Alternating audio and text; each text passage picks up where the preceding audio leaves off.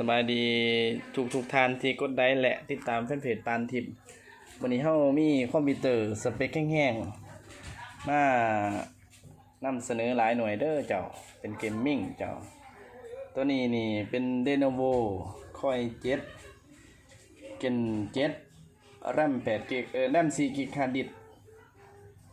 1,000 GB การ์ดจอ GTX 950M ลำโพงนี่เป็น JBL ประกันทุนยังเหลืออยู่เจ้าสภาพงามตามหูที่เห็นนี่แหละเจ้าโดยนี่ราคาถ้าบ่อัพแรมนะถ้าบ่เพิ่มแรมราคา3,950,000 กีบเด้อเจ้าบาทนี่ส่วนหน่วยนี่อีกวันนี้หน่วยนี่ก็เป็นเกมมิ่งคีย์บอร์ดไฟคือกัน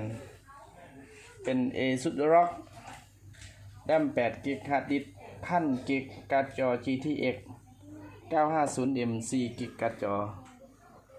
ตัวนี้โรกับ4 GB คือกันตัวนี้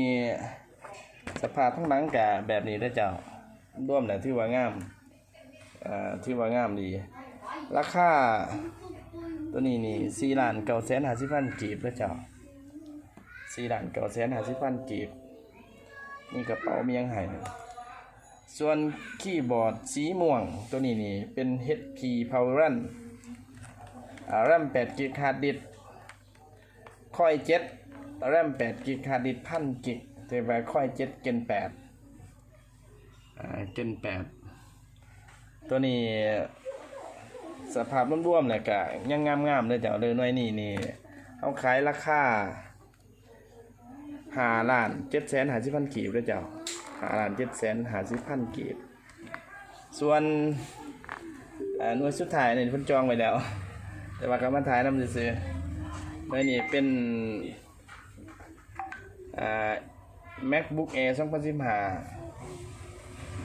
ราคา5,250,000 กีบ5,250,000 กีบทั้งเบิดทั้งปวงนี่มีสินค้าอยู่ในห้างพร้อมที่จะส่งหรือว่าพร้อมที่จะ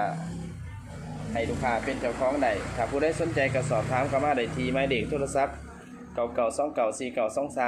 99772454เด้อเจ้าแล้วเฮาจะทยอยอัปเดตลงไปทีละหน่วยเจ้า